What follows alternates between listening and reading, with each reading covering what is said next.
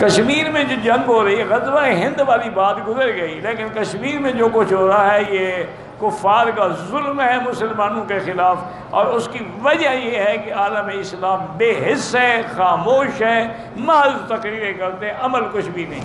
میں تو حقیقت یہ ہے کہ سیاست کو نہیں جانتا، نہ میں اس میں، لیکن میرا خیال تو یہ ہے کہ ہم تقریریں کروا کے الٹا ان کو مروا رہے ہیں۔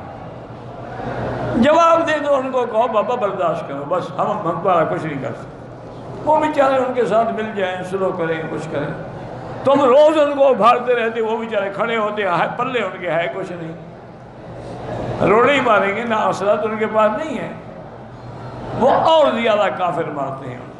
میرے خیال میں آپ تو مروانے والا کام کر رہے ہیں۔ وہ ایک وکیل سے جھگڑا ہو گیا اس کے موکل کا پیسوں پر، تو وہ موکل غصے جو آیا تو اس نے جناب نکالا جوتا اور مارا سر پہ، اس نے کہا آپ کو یہ دفعہ لگ گئی، اس نے پھر دوبارہ مارا، اس نے کہا آپ اور دفعہ لگ گئی، اس نے کہا اور مارا، وہ دفعہ گنتا رہا، وہ جوتے مارتا رہا۔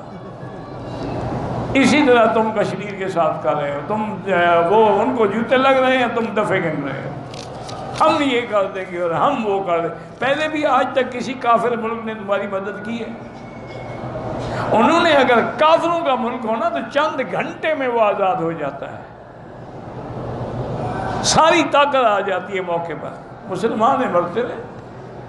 پہلے گجرات میں کیا ہوا، اب کشمیر میں کیا ہو رہا، اور بھی کسی ملک میں دیکھ لیں۔ انا للہ و انا الیہ راجعون۔